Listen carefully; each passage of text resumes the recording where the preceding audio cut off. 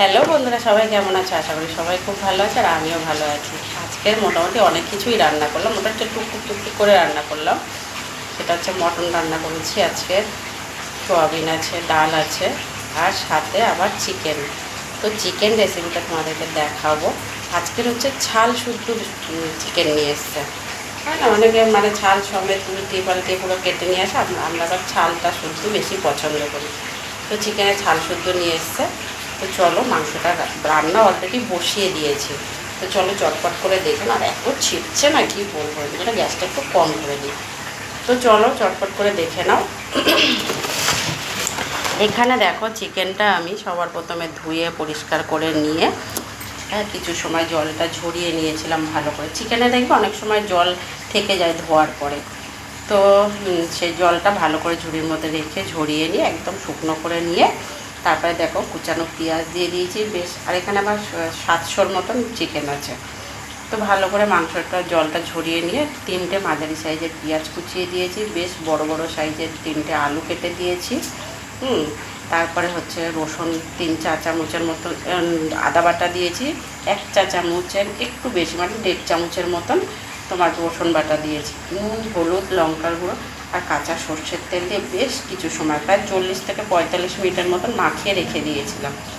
দেওয়ার পরে কড়াই তেল দিয়ে আমি ফোড়নে দিয়েছি আজিনামটো, তারপর তোমার বড় এলাচ, গোটা এলাচ, গোটা শুকনো লঙ্কা, দারচিনি, লবঙ্গ, তারপরে তোমার আরও শুকনো লঙ্কা, আর কিছুই দিইনি। মোটামুটি এগুলো ভালো করে ফাটিয়ে বেশ করে মশলাগুলোকে না একটু থেতো করে নিয়েছিলাম। যে গোটা গরম মশলা দিয়েছি সেগুলোকে থেতো করে নিয়ে তেলের মধ্যে ফোড়নে দিয়ে দেখো মাংসটা ছেড়ে দিয়েছি। ছেড়ে দিয়ে আর যে গামলার মধ্যে মাংসটা মাখিয়েছিলাম সেই গামলাতে একটুখানি জল দিয়ে গামলাটা পরিষ্কার করে ধুয়ে নিয়ে মাংসের মধ্যে ছেড়ে দিয়েছি। দিয়ে প্রায় 5 থেকে 7 মিনিটের মতন আমি ঢেকে রেখে দিয়েছিলাম। ঢেকে গ্যাস একদম ফুল ফ্লেমে দিয়ে রান্নাটা করছিলাম। তো দেখো আমি প্রায় 5 মিনিট পরে এখন ফিরে এসে রান্নাটা করছি। এখন গ্যাসটা জোরে দিয়ে দিলাম। এবারে আমি রান্না করছি আরও মোটামুটি আমার এইটা মাংসটা কিন্তু কষাতে হবে মোটামুটি আরও 10 মিনিটের মতন তো কষাতেই হবে। 10 মিনিট না কষালে কিন্তু হবে না।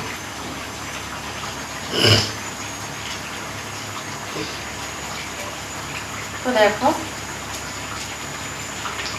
মাংসটা তো ভালো করে কষাতে হবে। এটা মোটামুটি আমি 5 মিনিটের মতন ঢেকে রান্নাটা করেছি। এবারে হচ্ছে কষানোর পালা। কষাবো বেশ আরও মোটামুটি 10 থেকে 12 মিনিটের মতন কষাতে হবে। কষিয়ে নিয়ে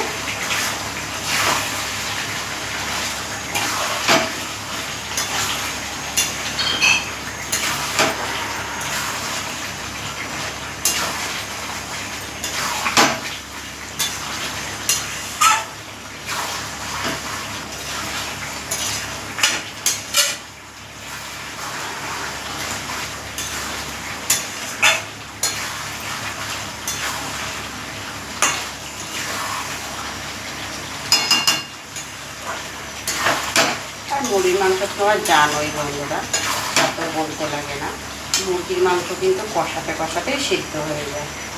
অনেক বাড়িতে আছে না, দেখেছি, আমারই চেনা জানা বাড়িতে আছে, মুরগির মাংস কষাতে সেই মাংসটা তুলে নিয়ে কিন্তু অনেকে গরম গরম ভাতের সাথে সেই কষা মাংস দিয়ে খেতে খুব পছন্দ করে।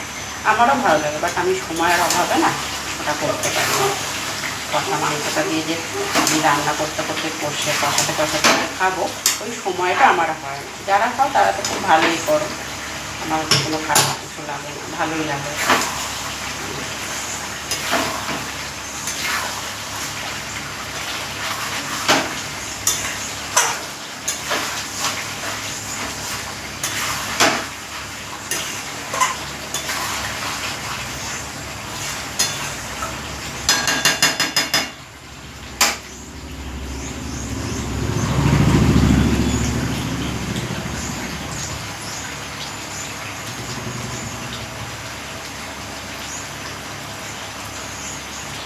আরও মোটামুটি মাংসটা 5 মিনিটের মতন কষাবো।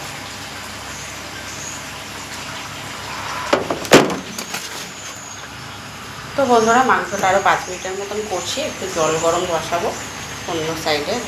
গরম জল দিয়ে বেশ মাংসটা বেশি না 3-4 মিনিট ফোটাবো, ফুটিয়ে নামিয়ে নেব। মাংস এমনই কষাতে কষাতে কিন্তু সিদ্ধ হয়ে গেছে, অলরেডি প্রায় হয়ে গেছে, একটু আলুটার জন্য হচ্ছে, এ করে তারপর নামিয়ে নেবো। তো চলো, ভিডিওটা ভালো লাগলে লাইক কমেন্ট শেয়ার করে দিও, ফলো করে সাথে থেকো। টাটা সবাইকে, তত সময়ের জন্য আবার ফিরে আসবো ছোট্টখানে একটা ভিডিও নিয়ে। কেমন, সবাই ভালো থেকো।